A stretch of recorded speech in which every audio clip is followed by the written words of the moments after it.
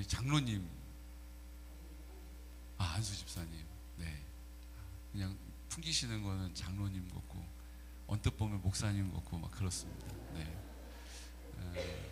아버지 학교 그 팀의 팀장님들을 총괄하시는 조장님이십니다.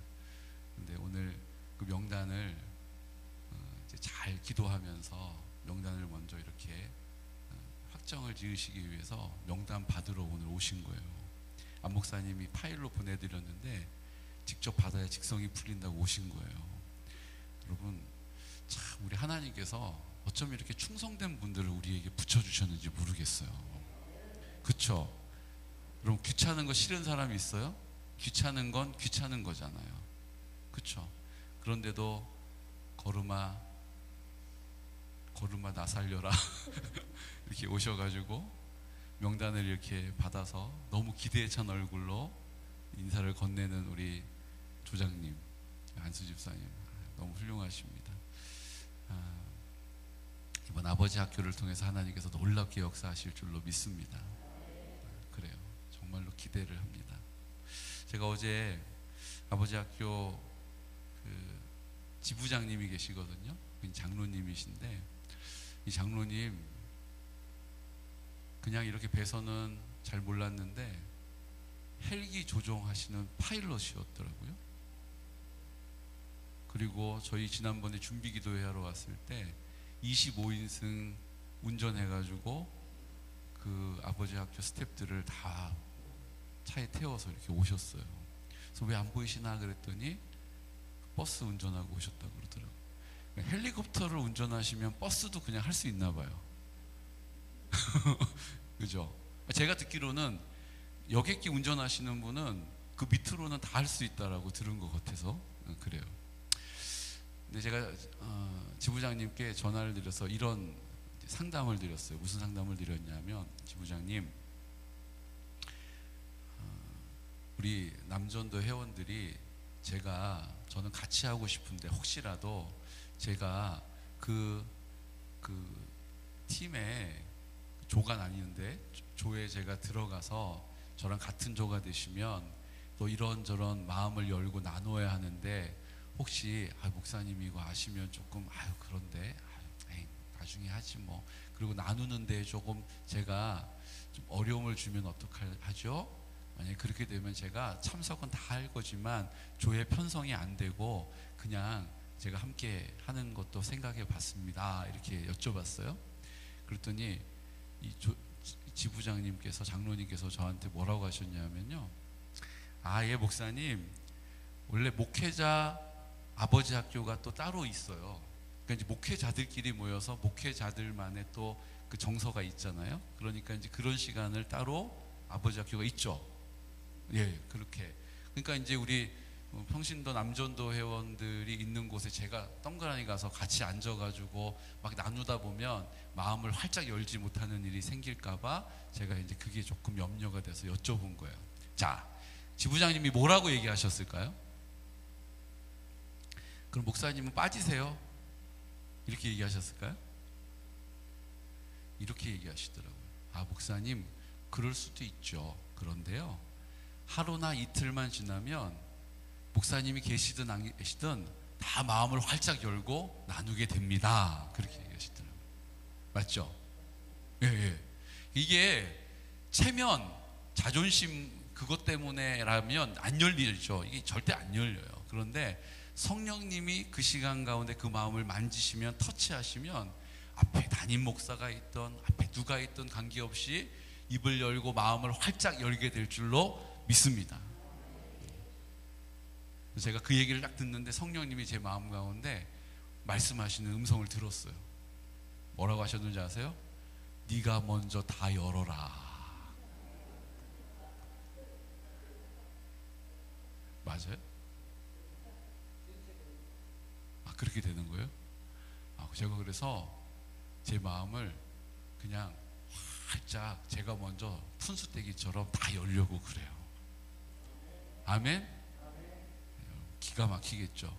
여러분 궁금하시죠? 도대체 무슨 얘기를 하고 무슨 마음을 열까? 제가 오늘 그 마음을 여러분들에게 먼저 좀 열려고 합니다. 특별히. 대신에 쉿, 비밀이에요. 아셨죠? 저는 좋은 아버지로 살고 싶었어요. 그랬어요. 제가 예전에 한번 나눴었는데, 제가 우리 아버지가 좋은 아버지라는 사실을 너무 늦게 알게 됐어요. 20살이 지나서야 제가 우리 아버지가 좋은 아버지이신 것을 그때 알게 됐어요. 그 전까지는 어땠냐면, 아버지는 나의 증오의 대상이었어요. 아버지는 내 마음에 아픔을 주고 고통을 준 사람이었어요. 근데 그 처음으로 거슬러 올라가면 그게 어디까지 내려오냐면, 제가 초등학교 5학년 때였어요. 방학 숙제를 다 했냐고 탐구생활 가져와 보라고 말씀하실 때, 저는 어렸을 때부터 무척 착한 아이로 자랐어요. 여러분 보시기에도 그래 보이시죠? 아주 그냥 순둥순둥해 보이시죠? 네. 근데 우리 누나는 안 그랬어요. 저는 그냥 텐마루에 딱 앉혀놓으면 해가 질 때까지 멍 하고 앉아 있는데, 우리 누나는 발발발발 기어다니다가 굴러 떨어지고 막 그랬대요. 그래서 저희 누나는 허리에다가 줄을 매가지고 문고리에다가 매다서 이렇게 떨어져도 다치지 않게, 저는 상관없이 그냥 앉혀놓으면 앉아 있었대요. 얼마나 착했어요. 그런데 그 착한 것을 제가 나이를 먹으면 먹을수록 그 착한 것을 제가 유지할 수가 없더라고요. 꾀가 나고 나 중심적으로 삶이 자꾸 이상하게 기울어 가는 거예요. 그러던 중에 아버지가 숙제를 다 했냐라고 물어보셨고, 숙제를 그 시간에 맞춰서 하는 것이 번거롭게 느껴지고, 그 정도는 난 다 할 수 있어 라고 하는 그런 근거 없는 자신감이 저를 게으르게 만든 거죠. 근데 아버지가 계약을 얼마 앞두고 숙제를 다 했는지 물어보셨어요.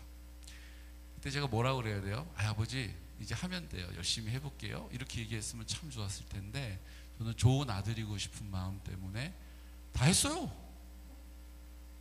아니, 어떻게 그렇게 눈도 깜빡거리지 않고 거짓말을 하는지 모르겠어요. 다 했어요. 이렇게 얘기한 거. 아버지가 그래 그러셨어요. 며칠이 지났어요. 아버지가 이상하게 똑같은 걸 또 물어보셨어요. 숙제 다 했니? 이렇게 물어보시는 거예요. 제가 다 했다고 말씀드렸잖아요. 못 믿으시는 거예요? 막 제가 막. 그래서 아버지가 알았다 그러셨어요. 이제 내일이 계약인데 오늘 아버지가 또 물어보시는 거예요. 이성아 숙제 다 했지? 이렇게 물어보세요. 제가 그때 마지막 기회였잖아요. 사실은 아버지 안 했어요. 오늘 밤새서라도 할게요. 아버지 제가 죄송해요. 이렇게 했으면 참 좋았을 텐데, 자기의 의로움을 내가 그래도 다 했다라고 얘기했다라는 그 말 때문에 마치 하나도 안 했는데 내가 다 했는데 자꾸 물어보는 사람 대하듯이, 다 했는데 왜 자꾸 물어보세요? 막 이렇게 얘기를 하고 있는 저를 발견하게 된 거예요. 아버지가 아주 묵직한 목소리로 물어보셨어요. 정말 숙제 다 했니? 이렇게 물어보셨어요. 제가 다 했죠? 이렇게 얘기했어요. 그러자 우리 아버지가 제 뺨을 소뚜껑만한 손으로 제 뺨을 때리셨어요. 제가 그 소뚜껑만한 손 맞고 저쪽으로 쓰러졌어요. 저희 어머니가 우당탕탕 소리가 나니까 막 오셨던 기억이 있어요. 그리고 아버지를 막 말리고 저는 쓰러져서 막 울고 있는 거예요. 근데 그 딱 맞는 순간에 제 귀가 퍽 하는 소리가 나면서 귀가 얼마나 아픈지 몰라요. 그리고 이제 수습이 되고 저는 이제 제 방으로 갔어요. 숙제 하나도 안 해놓고 거짓말한 사람이 전데, 제가 뺨을 맞았던 이유가 있어요. 그냥 숙제를 안 했는데 했다고 거짓말해서 맞은 게 아니고, 아버지가 그러면 탐구생활 가져와 봐라 이렇게 얘기하셨어요. 제가 탐구생활을 들고 아버지한테 갔어요. 그게 정말로 마지막 기회였던 거죠. 아버지 사실 제가 하나도 안 했는데 거짓말했어요. 혼날까봐 거짓말했어요. 용서해 주세요. 이랬으면 좋았을 텐데 그걸 그냥 아버지한테 딱 뒤밀었어요. 아버지가 한 장 한 장 넘겨보시는 거예요. 이거 왜 하나도 안 써 있어? 아, 이거 선생님이 안 해도 된다고 그러셨어요. 이건 왜 하나도 안 됐어? 이거 친구들하고 같이 모여서 하는 거예요. 이건 왜 안 했어? 이거는 원래 안 하는 거래요. 제가요, 그 탐구생활 꽤 두껍잖아요. 그거를 마지막 장까지 다 말로 둘러댔어요. 제가 천재성이 있는 게 아닌가 싶어요. 둘러대고 거짓말하는 데 있어서. 그리고 마지막 장을 딱 덮으시면서 아버지가 마지막으로 물어보신 거예요. 진짜 숙제 다 했니? 라고 물어보신 거예요. 그때가 정말로 제게 마지막 기회였는데 제가 왜 다 자꾸 물어보세요? 다 했어요. 그래서 아버지가 저에게 뺨을 때리신 거예요. 제가 그 뺨을 맞고 나가 떨어졌어요. 귀가 너무 아픈 거예요. 근데 제가 그 귀가 아프다는 얘기를 또 하면 어머니 아버지 또 마음 아파하실까봐 그 아프다는 얘기를 못하고 꾹꾹 참는 거예요. 귀가 너무 아픈데 아프다는 얘기를 하면 어머니 아버지 속상하실까봐 그 말도 못하고 또 꾹꾹 참는 거예요. 그렇게 한 달인가를 제가 귀가 아팠어요. 그리고 나서 한 달 정도가 지났는데 어느 날 귀가 안 아프더라고요. 그래서 이제 됐다, 낫나 보다 그랬는데 나은 게 아니라 그때부터 귀가 잘 안 들리는 거예요. 그래서 제가 지금도 이쪽 귀가 더 잘 들리고 이쪽 귀는 잘 안 들려요. 그래서 제가 귀를 걸어갈 때 항상 이쪽에 가는 이유가 그래서 그래요. 여러분 양해해 주시길 바랍니다. 제가 맨날 목사니까 난 오른쪽으로 간다, 그게 아니었어요. 이쪽으로 가야 제 귀가 이쪽이 더 잘 들려서. 나중에 제가 귀가 잘 안 들린다 그랬더니 우리 어머니가 막 우셨어요. 진작 말할 걸.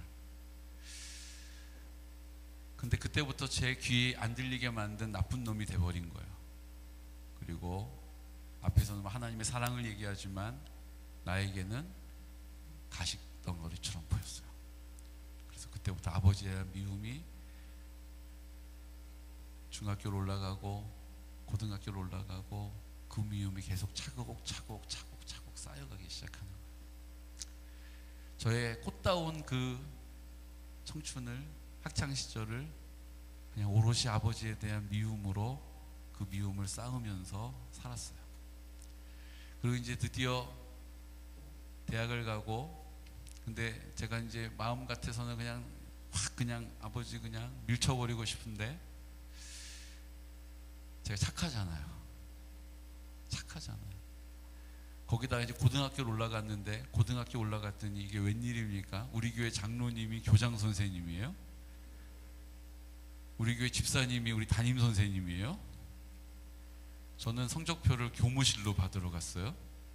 제가 딱 들어가면 그 교장실의 테이블 위에 제 전 성적표하고 그 다음 성적표가 쫙 펼쳐져 있고, 우리 차희성군, 우리 희성군이 왜 이렇게 저는 지난번보다 성적이 좀 떨어졌어요? 김 선생? 제가 공부를 안 하면 담임 선생님이 혼나는 거예요. 이제 열심히 공부를 해요. 그렇게 이제 신학교를 가고 1학년을 마치고 제가 그 지긋지긋한 그 얼굴 보기 싫어가지고 군대를 갔어요. 군대를 가면서 아버지 앞에 장로님들, 집사님들, 권사님들이 아버지한테 절하고 이제 빨리 잘 갔다 오라고 손 들어줄 때 제가 아버지한테 절을 하면서 속으로 잘 있어라 이 새끼야. 나는 간다. 그런 마음이었어요.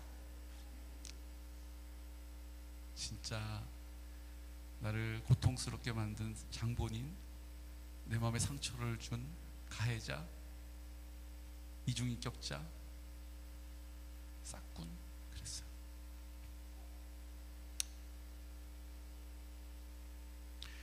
그리고 군대 가서 열심히 훈련을 받았어요.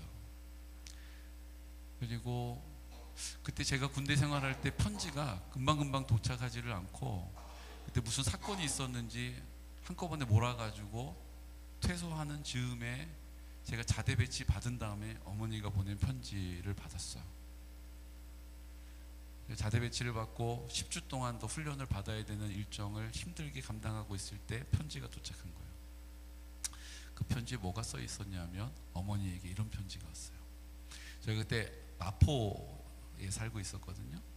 그리고 저는 의정부 보충대로 갔다가 3, 4단으로 신교대에 배치를 받아서 거기서 훈련을 받았어요.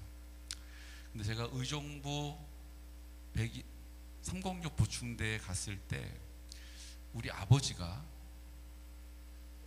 아들의 얼굴을 한번 보고 싶으셔가지고 아침 일찍 차를 운전해가지고 306 보충대에 와서 그 철조망이 쳐져 있는 곳 바깥에서 아들 얼굴 한번 지나가는 아들 볼 수 있을까 하고 기웃기웃거리시면서 하루 종일 계셨다는 거예요.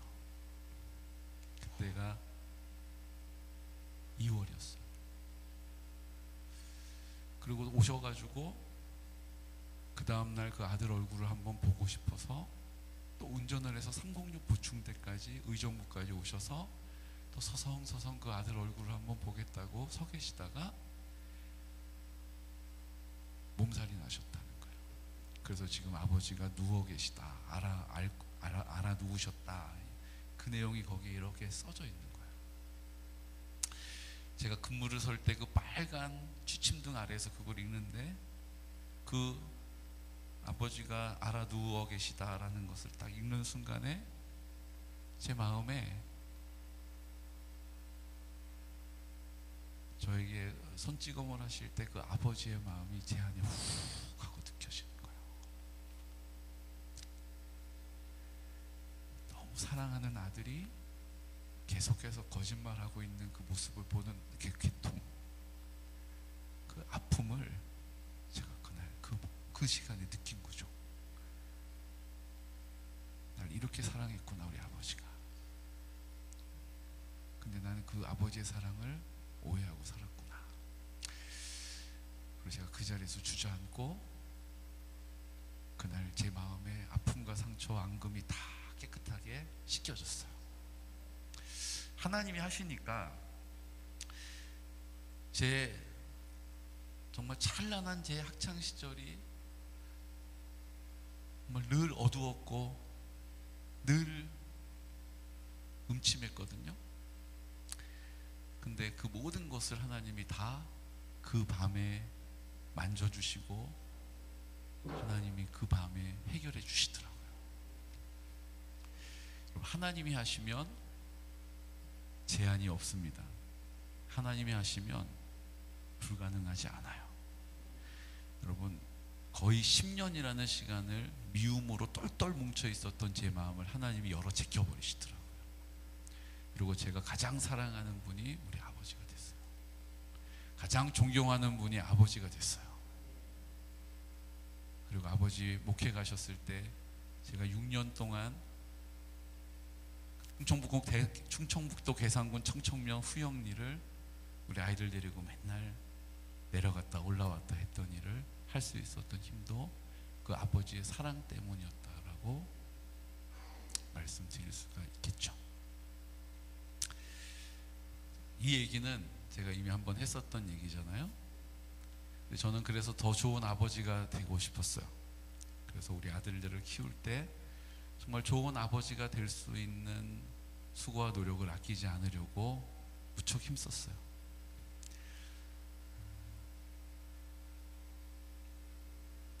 근데 지금에 와서 보니까 제가 좋은 아버지가 아니었다는 것을 알게 된 거예요. 지금 우리 둘째가 고3이 되면서부터 한 1년이라는 시간을 예배를 드리러 올라오지 않고 있어요. 아시는 분도 아시고 또 모르시는 분은 모르시겠지만 우리 첫째 양육했던 방식으로 또 둘째를 똑같이 양육을 하면서 그 둘째의 마음에는 그것이 받아들여지지가 않았던 거예요. 하나님의 권위 안에 들어와야, 그 하나님의 권위의 우산 안에 들어와야 그 내리는 비를 피하는 것처럼 너도 어머니 아버지의 권위 아래에 들어와야 보호를 받을 수 있어. 어머니 아버지의 권위 아래에 들어올 때 네가 공급을 받을 수 있는 거야. 그 권위 안에 들어오는 건 너의 선택이고 그것이 하나님의 뜻이야. 첫째는 그 말씀대로 내 아버지하고 잘 따라줬어요. 전 둘째도 그렇게 하면 되는 줄 알았어요. 근데 둘째는 그렇지가 않았어요. 그래서 그것이 그 마음에 상처가 되고 아픔이 돼서 마치 제가 그 아버지를 미워했던 것처럼 우리 둘째가 저를 미워해요. 어떨 때는 서로 대화도 잘 나누고 이렇게 하는데 어느 순간에는 제가 말을 걸어도 인사를 해도 모른 척하고 대꾸도 없어요. 예배라도 잘 드리면 좋겠는데 예배를 드리지 않은 지가 1년이 됐어요. 2주 전에 예배를 드리러 올라왔어요. 1년 만에. 너무너무 기쁘고 감사했어요. 그리고 그것이 기대가 돼서 이제 앞으로 잘하려나 했는데 지금 2주째 또 예배를 빼먹고 있어요. 오늘 저는 우리 가족 때문에 아버지로 산다는 것이 너무너무, 제가 남편으로 산다는 것이 너무너무 감사하고 좋습니다. 오늘 제가 말씀을 선포했어요. 그것은 하나님 앞에 내가 믿음으로 선포하는 믿음의 고백인 거예요. 현실은 그렇게 할 수 있는 이유가 별로 없는 상황들이 있어요. 아버지 학교에 가야 돼요, 저는. 그리고 하나님께서 제 마음을 그렇게 제 마음을 만지신 것처럼 우리 둘째의 마음을 그 둘째의 마음을 만져주시기를 원합니다. 이 정도면 아버지 학교에 나눌만 하겠어요? 부족함이 없을까요? 너무 좋아요. 알겠습니다. 그래요.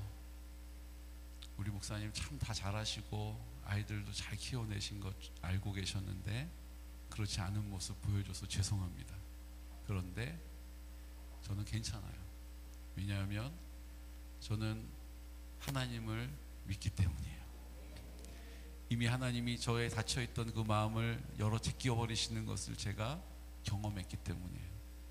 저는 군대 갔다 오면 이제 그 아버지 다시는 안 보고 살 줄 알았어요. 근데 아버지가 가장 제 삶에 사랑하고 존경하는 분이 되셨어요. 이건 하나님이 하시는 일이에요. 오늘 하나님께서 내 육신으로는 안 되는 일이 너무 많아요. 그렇게 하고 싶지 않은 일들도 많아요. 근데 하나님은 내 육신이 아니라 성령으로 그 성령 앞에 반응하는 사람에게는 반드시 그 하나님의 뜻을, 의를 이루시는 줄로 믿습니다. 오늘 로마서 8장 말씀은요, 성경이 다 불탄다고 해도 딱 한 권, 딱 한 장이 남는다면 그 장이 무엇이 되어야 할까라고 사람들에게 설문을 했는데요, 거기서 딱 한 권, 성경이 마지막 남아있는 성경까지 다 불타버렸어요. 근데 딱 한 권만 남길 수 있다, 딱 한 장만 남길 수 있다 했을 때 어떤 성경 몇 장이 남을 것 같으세요?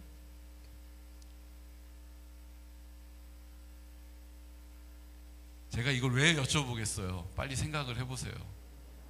로마서, 몇 장이요? 8장. 맞아요. 로마서 8장. 이 말씀이에요. 독일의 경건 운동을 창시했던 슈페너라고 하는 사람이 있거든요.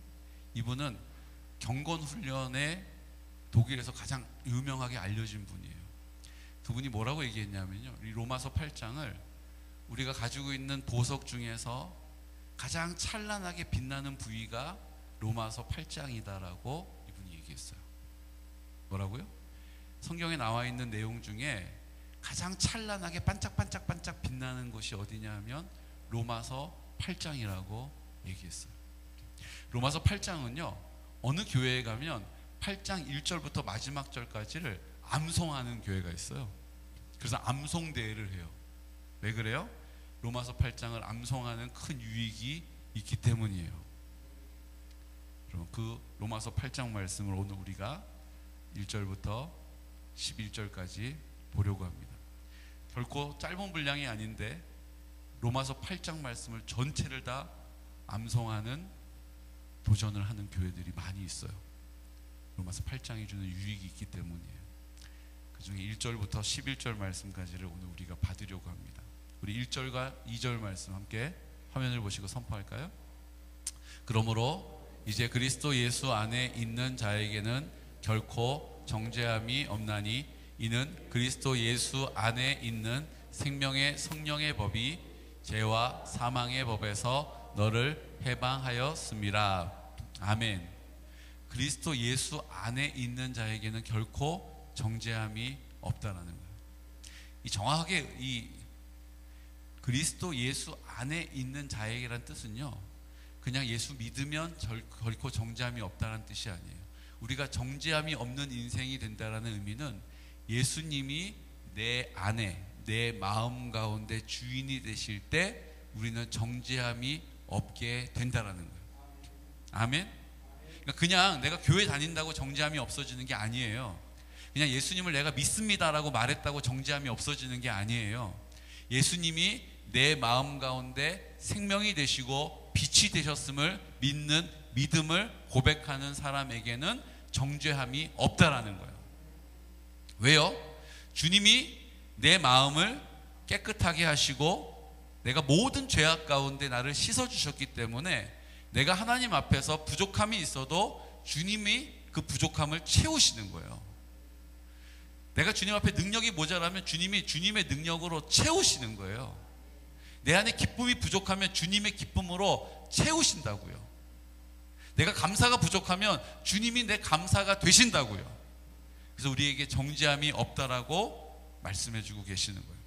이는 그리스도 예수 안에 있는 생명의 성령의 법이 죄와 사망의 법에서 우리를 해방시켜 주셨기 때문이라는 거예요. 여러분, 예수 안에 있는 사람에게, 그리스도 예수 안에 있는 생명의 성령의 법이 죄와 사망의 법에서 우리를 해방시켜 주심을 믿으시기 바랍니다. 그러니까 이거는 이제 믿는 믿음의 문제인 거예요. 이건 내가 이것을 아는 문제가 아니라 이것을 믿는 문제라고요. 이제 내가 사는 것이 아니라 주님이 내 마음 가운데 부활의 첫 열매가 되셔서 생명으로 살게 하신다는 사실을 믿을 때 그 생명이 나의 생명이 되는 거예요. 이제 주님의 능력이 나의 능력이 되는 거예요. 주님의 지혜가 나의 지혜가 되는 거예요. 주님의 만족이 나의 만족이 되는 거라고요. 주님의 평안함이 나의 평안함이 되는 거예요. 내가 좋은 아버지가 되고 싶었는데 지금 상황들은 내가 좋은 아버지 같지 않다라는 생각이 막 내 안에 몰려올 때, 내 안에 막 불쑥불쑥 올라올 때 주님이 내 마음 가운데 계시니까 주님이 다스리시면 이 문제도 은혜로 채워질 것이다. 이것을 우리가 하나님 앞에서 선포하고 고백하면 그 뜻대로 이루어지는 거예요. 하나님의 사랑이 우리 마음 가운데 체험되어지고 그 하나님의 사랑이 우리의 능력이 되어서 그 하나님의 사랑이 흘러가는 자리마다 회복의 역사가 나타나게 되는 것입니다. 그런 거예요. 그러니까 오늘 이 약속의 말씀이 우리 안에 믿어지는 거죠. 나는 예수님과 함께 십자가에 죽었음을 믿습니다.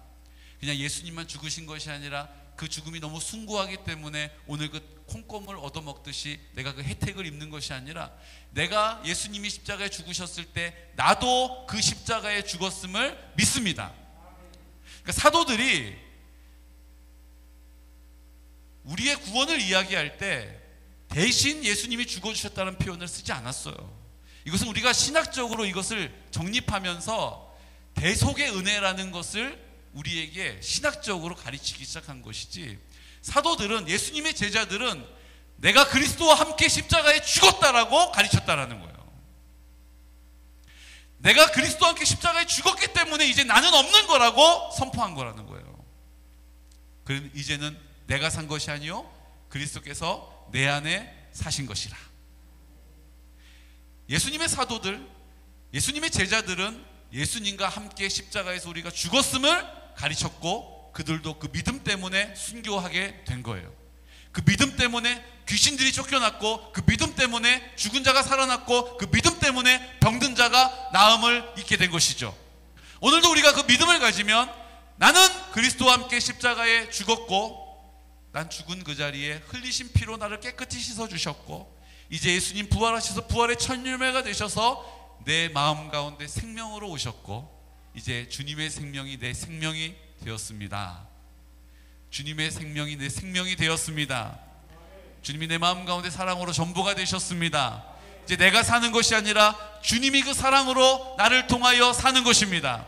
하나님의 사랑이 나를 통하여 흘러가는 것입니다. 내 자녀들에게 흘러가는 것입니다. 내가 부족해서 그것이 잘 흘러가지 않고 뭔가 부족한 것이 있었을지라도 주님은 그곳에서 온전한 사랑을 회복시켜 주십니다. 이걸 오늘 우리가 믿음으로 선포하면 주님이 그 선포대로 이루어 주시는 거예요. 이것이 우리가 죄와 사망의 법에서 해방되었다라는 의미라는 거죠. 3절 말씀 함께 선포할까요? 율법이 육신으로 말미암아 연약하여 할 수 없는 그것을 하나님은 하시나니 곧 죄로 말미암아 자기 아들을 죄 있는 육신의 모양으로 보내어 육신의 죄를 정하사. 아멘. 무슨 얘기냐면 내가 육신의 의지, 내 결단으로는 그 연약함 때문에 그것을 이룰 수가 없다라는 거예요. 난 그렇게 살기를 원하지만 내 육신은 그렇게 살 수 있는 능력이 없다라는 거예요. 그래서 주님이 내 생명이 되셨고 주님의 생명으로 살고 주님의 능력으로 살게 하신다라는 거죠. 4절 말씀을 볼까요? 육신을 따르지 않고 그 영을 따라 행하는 우리에게 율법의 요구가 이루어지게 하려 하심이니라. 아멘. 믿음이 뭡니까? 믿음은 내 삶의 하나부터 10가지를 다 주님께서 주인 되심을 인정하고 그분께 맡기고 의지함으로 나는 그 주인의 뭐가 되는 거예요? 주님의 주인 되심을 우리가 인정하고 그 주인이 우리에게 사용권을 주신 것들을 선한 청지기가 되어서 사용하는 자격을 얻게 된 것입니다. 시간도 마찬가지고요, 물질도 마찬가지고요, 건강도 마찬가지고요, 관계도 마찬가지고요. 우리에게 주어진 모든 것이 다 하나님이 주인 되심을 인정하고 하나님의 주도권을 인정하고 하나님 앞에 그 주인 되시는 자리에서 나에게 맡겨주신, 나에게 사용권을 주신 것을 잘 사용하는 선한 청지기와 같이, 충성된 청지기와 같이 부름받은 자리임을 믿으시기 바랍니다. 그러니까 내 능력으로는 그것을 잘 사용할 수 있는 능력이 없는 거예요. 율법으로는 그것을 만족시킬 수가 없다라는 거예요. 내 육신은 아무리 다짐하고 결단해도 넘어지게 된다라는 거예요. 주님이 내 마음 가운데 계시면 성령님께서 나를 인도해 가셔서 내가 그것을 잘 사용하고 지혜롭게 사용하고 능력 있게 쓰임 받을 수 있다라고 우리에게 약속해 주신 것입니다.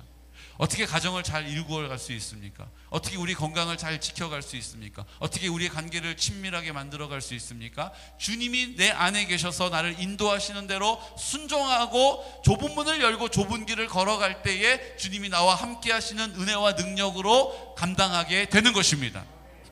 그거예요. 그러니까 우리가 하는 게 아니라 내 안에 계신 주님이 나를 통하여 하시도록 그 자리를 잡고 인정하고 고백해 드리는 것이죠. 그러므로 우리의 인생의 하나부터 10가지의 모든 문제를 하나님께 맡기는 것이 믿음입니다. 우리가 보기에는 하나부터 9개까지 맡긴 사람 믿음이 좋아 보이지만 하나님은 완전하신 은혜이기 때문에, 하나님은 완벽하신 분이시기 때문에 우리에게 하나부터 10가지 모두를 맡기는 사람을 믿음의 사람이라고 인정하신다는 거예요. 우리가 보기에는 하나 맡기고도 전전긍긍하는 사람, 밤잠 이루지 못하는 사람이 있지만 9개 맡기고 하나님 앞에 나 9개 맡겼어요 라고 하지만 한 가지를 내가 여전히 주인 되어서 거머쥐고 있는 그 사람은 믿음이 없는 사람으로 여기신다라는 거예요. 우리가 보는 것과 다르다는 게 문제예요. 우리가 용서한다는 것은 우리는 더 죄가 중한 사람을 더 경한 사람보다 그래도 죄값 좀 치러야지 이렇게 얘기하잖아요. 그건 너 진짜 나쁜 놈이다 이렇게 얘기하잖아요. 하지만 하나님께서 우리에게 주시는 용서는 아무리 큰 죄가 있는 사람이나 가벼운 죄가 있는 사람이나 다 똑같이 완전하게 해결하고 온전하게 용서해 주시는 줄로 믿습니다. 하나님이 보시는 것과 우리가 보는 게 너무 다르다는 게 문제예요. 그러므로 하나님이 찾으시는 믿음의 사람은 우리 인생과 인생의 모든 문제를 하나님 앞에 맡기고 의지하는 사람, 믿음의 사람을 찾고 계심을 믿으시기 바랍니다. 그럼 우리가 우리 인생에서 하나부터 열까지를 모두 맡길 수 있느냐? 그렇게 하실 수 있어요? 저도 안 돼요. 저도 안 돼요. 근데 그렇게 할 수 있는 유일한 방법이 있어요. 그게 뭐예요? 하나님의 사랑을 내가 인격적으로 경험하게 되면 그 하나님을 내가 사랑할 수 있게 되는 거예요. 그분께 내 인생과 인생이 소중한 내 인생을, 한 번밖에 없는 인생을, 이 현실적인 문제를 맡기고 의지할 이유가 내 안에 생기게 된다는 거예요. 로마서 8장 5절에서 6절 말씀 함께 선포할까요? 육신을 따르는 자는 육신의 일을, 영을 따르는 자는 영의 일을 생각하나니 육신의 생각은 사망이요 영의 생각은 생명과 평안이니라. 아멘. 우리의 판단, 우리의 경험, 우리의 느낌, 감정, 이런 것들은 온통 자기중심적이에요. 하나님의 사랑이 우리 안에 채워지지 않으면, 그 사랑이 우리의 전부가 되지 않으면 자기 사랑에서 기인하는 것들이 우리의 생각을 주장하게 되고 결국 그것에 대한 선택과 결정은 사망으로 간다는 거예요. 하지만 성령님이 우리 가운데 주시는 생각은 생명과 평안으로 인도함을 받게 된다는 거예요. 여러분, 성령님께서 내 마음 가운데 계십니다. 예수님이 내 마음 가운데 생명이 되셨음을 믿는 사람은 성령님께서 내 마음 가운데 나를 통하여 그 능력을, 그 사랑을 흘러가게 하는 통로로 우리를 사용하시는 거예요. 그래서 성령의 열매를 맺는다는 것은 내가 결단하고 내가 수고하고 내가 열심을 내는 것이 아니라 성령님이 나를 통하여 맺어가신다는 거예요. 나는 그냥 순종하면 성령님이 나를 통하여 맺어가시는 은혜를 값없이 거두게 되는 거예요. 그 열매는 찬란한 열매가 거두어지는 거죠. 그 열매는 아름다운 열매가 거두어지게 되는 것이죠. 그 열매는 풍성한 열매로 맺어지는 것입니다. 내가 맺는 게 아니에요. 내가 내 열심으로, 내 결단으로, 나의 노력으로 맺어지는 게 아니라는 거예요. 성령님이 오늘 순종하는 나를 통하여 그 성령의 열매를 맺어가시는 거예요. 내 입술을 사용하셔서, 내 걸음을 사용하셔서, 내 결정을 사용하셔서 주님께 쓰임받는 믿음의 사람 되시기를 축복합니다. 그리고 로마서 8장 7절에서 8절 말씀은 이것을 이렇게 부언하고 설명해 주세요. 함께 선포할까요? 육신의 생각은 하나님과 원수가 되나니 이는 하나님의 법에 굴복하지 아니할 뿐 아니라 할 수도 없음이라. 육신에 있는 자들은 하나님을 기쁘시게 할 수 없느니라. 아멘. 내가 육신에 내가 보여지는 것, 내 귀에 들려지는 것, 내가 느껴지는 것, 내 경험, 내 감정, 내 생각, 이 모든 것은 하나님을 기쁘시게 할 수 없다는 거예요. 왜요? 하나님이 뭘 기뻐하시기 때문에요? 하나님의 사랑이 흘러가서 하나님의 나라가 그곳에 임하는 것이 하나님이 기뻐하시는 일이기 때문이에요. 하나님의 사랑이 우리를 통하여 인정되어지고 그 하나님의 사랑이 우리를 통하여 흘러가서 그가 하나님의 공급하심을 받고 하나님의 인도하심을 받고 하나님이 돌보심을 받고 하나님이 지키시는 은혜를 경험하게 하시고자 하시는 것이 바로 하나님의 기뻐하시는 뜻이라는 거예요. 그래서 항상 그 일을 위하여서 항상 기뻐하라, 쉬지 말고 기도하라, 범사에 감사하라라고 우리에게 말씀하시는 거예요. 너희를 향한 나의 아버지 하나님의 뜻이다 라고 가르쳐 주시는 거예요. 왜요? 항상 기뻐할 때 하나님의 나라가 그곳에 임하게 되는 겁니다. 기뻐할 수 없는 상황에서 난 기뻐하기로 결정하고 그 기쁨을 선택하고 하나님, 제가 상황은 그렇지 않지만 기쁩니다. 주님이 나의 삶의 주인이시니, 주님이 나와 함께 하시니, 주님이 나를 사랑하시니, 하나님이 이 모든 역경도 하나님이 선하게 인도해 주실 것을 믿는 믿음을 붙잡습니다. 그럼 우리가 기뻐할 수 있는 거예요. 그러니까 사도 바울이 감옥에 들어가도 기쁨으로 찬송하잖아요. 그가 매를 맞아도 기쁨으로 그 기쁨을 포기하지 않잖아요. 늘 기뻐하라, 기뻐하라, 기뻐하라, 기뻐하라, 기뻐하라라고 속 없는 사람처럼 외치잖아요. 이유가 뭐예요? 그는 그 마음에 하나님이 계시고 나를 통한 하나님의 나라가 이루어질 것에 대한 소망을 붙잡은 거예요. 그러니까 지금 눈앞에 보여지는 것, 육신이 느껴지는 것, 경험되어지는 것에 뜻을 두지 않는 거예요. 그러니까 그는 늘 소망 가운데 기쁨을 선택하는 거예요. 기뻐하라, 기뻐하라, 기뻐하라, 기뻐하라. 여러분, 기뻐하시기를 축복합니다. 왜요? 하나님이 내 삶의 주인이시니까, 내 마음 가운데 나와 함께 하시니까, 그분이 내 이름을 아시니까, 그분이 내 편이시니까, 그분이 내 기도를 들어주시니까, 그분이 나를 선한 길로 인도해 가실 거니까, 하나님이 그 영광을 받으실 것이니까 내가 그곳에 있게 하실 것을 믿는 믿음이 있기 때문이라는 거죠. 육신에 있는 자들은 하나님을 기쁘시게 할 수 없다라는 거예요. 보여지는 것, 들려지는 것, 느껴지는 것, 내 감정, 내 경험, 내 느낌과 생각 다 주님을 기쁘시게 할 수 없어요. 오직 내 안에 계신 예수 그리스도께서 성령으로 우리를 인도해 가시는 그 자리가 기쁨의 자리가 되는 것입니다. 온전한 기쁨으로 살아가게 하시는 거예요. 로마서 8장 9절 말씀 함께 선포할까요? 만일 너희 속에 하나님의 영이 거하시면 너희가 육신에 있지 아니하고 영에 있나니 누구든지 그리스도의 영이 없으면 그리스도의 사람이 아니라. 아멘. 이제 성령님이 내 마음 가운데 함께 하신다는 거예요. 예수님이 나로 사신다라는 믿음을 가진 사람에게는 성령님이 내 안에 계셔서 그 영이 내 안에 거하고 누구든지 그리스도의 영이 없으면 그리스도의 사람이 아닌 것처럼 성령님이 반드시 예수를 믿는 사람의 마음 가운데 함께 하심을 믿으시기 바랍니다. 나는 느끼지 못해도 어디 계신지 내가 감잡을 수 없어도 주님이 약속하신 그 약속을 신실하게 이루셔서 내 마음 가운데 나와 함께 하신다는 거예요. 나를 사랑하신다는 거예요. 로마서 8장 10절 말씀 선포할까요? 또 그리스도께서 너희 안에 계시면 몸은 죄로 말미암아 죽은 것이나 영은 의로 말미암아 살아있는 것이니라. 아멘. 성령님은, 내 영은, 성령이 거하시는 내 마음은 하나님의 뜻으로 말미암아 살아있게 된다는 거예요. 죽은 자와 같이 살지 않고 생명이 있는 자와 같이 살게 된다는 거예요. 빛 가운데 살게 된다는 거예요. 온기가 있다는 거예요. 밝음으로 어둠이 쫓겨나게 된다는 것입니다. 이것이 오늘 우리에게 주시는 약속이라는 거예요. 여러분, 이제 내가 사는 게 아니라는 것이 이렇게 대단한 능력이 있는 거예요. 내가 사는 게 아니에요. 성령님이 나로 사시는 거예요. 내 안에 주님이 살아 역사하시는 것이죠.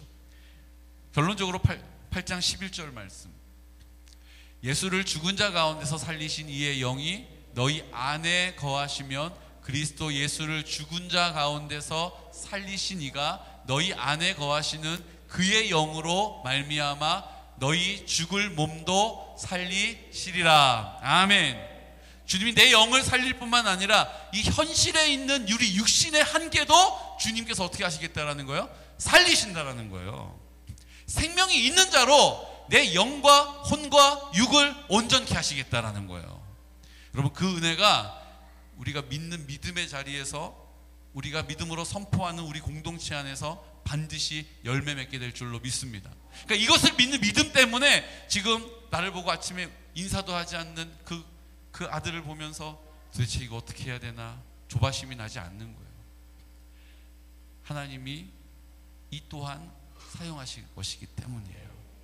하나님이 이 또한 하나님의 때에 하나님의 영광을 나타내시는 데에 사용하실 것을 믿기 때문이에요. 여러분, 어떤 상황에 계세요?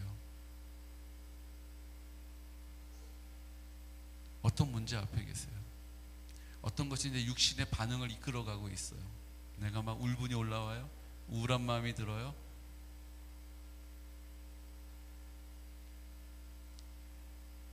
주님께 이 모든 것이 지금 내 마음 가운데 주님이 계시기 때문에 아무 문제가 없는 거예요.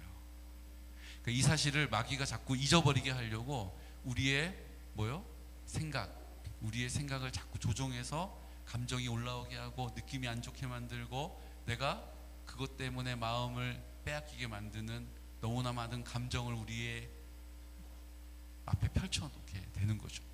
그럼 그때마다 뭘 하셔야 되는 거예요? 믿음으로 선포하는 거예요. 주님이 내 마음 가운데 계시다.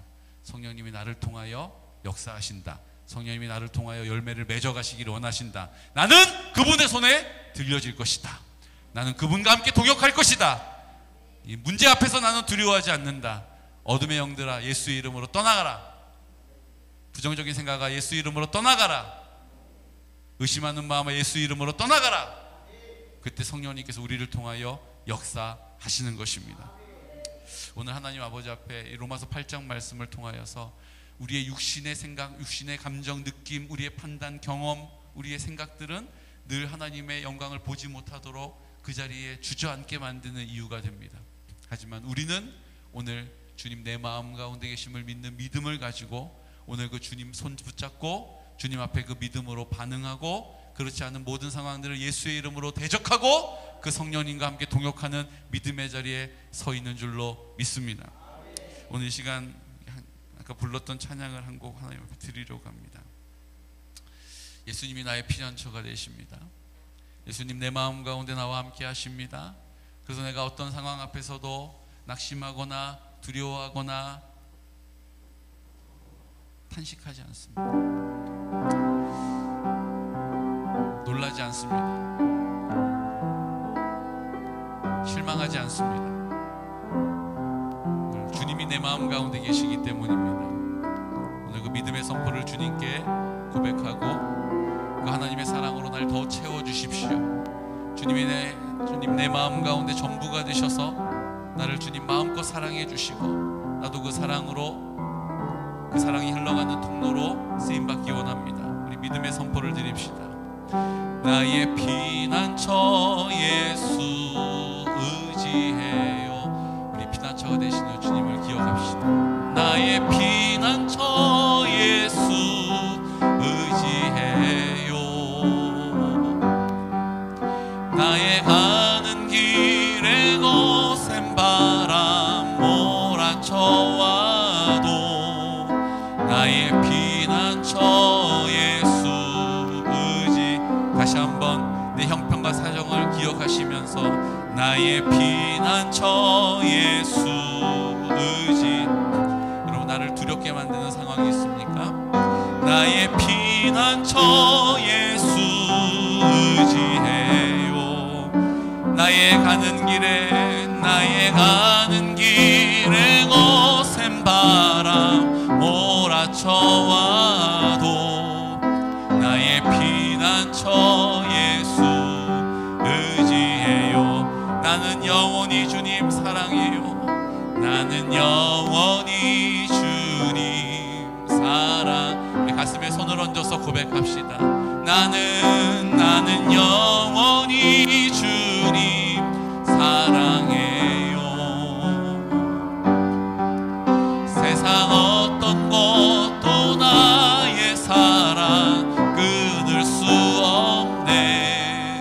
나는 영원히 주님 사랑해요. 나는 영원히 주님 사랑해요. 나는 영원히 주님 사랑. 우리 주님께 두 손 높이 올려드려서 나는 영원히 주님 사랑해요. 세상 어떤 것도 나의 사랑, 세상 어떤 것도 나의 사랑 끊을 수 없네. 나는 영원히 주님 사랑해요. 우리 주의 이름을 부릅니다. 아바 아버지, 아바 아버지, 나를 사랑하시니 나의 모든 것 주께 드려요. 아바 아버지, 내가 여기 있으니 주의 영광 위하여. 우리 믿음으로 선포할까요? 아바 아버지, 아버지, 나를 사랑하시니 나의 모든 것 주께 드려요. 아바 아버지, 내가 여기 있으니 주님 영광 위하여 써주세요. 아바 아버지, 아버지, 나를 사랑하시니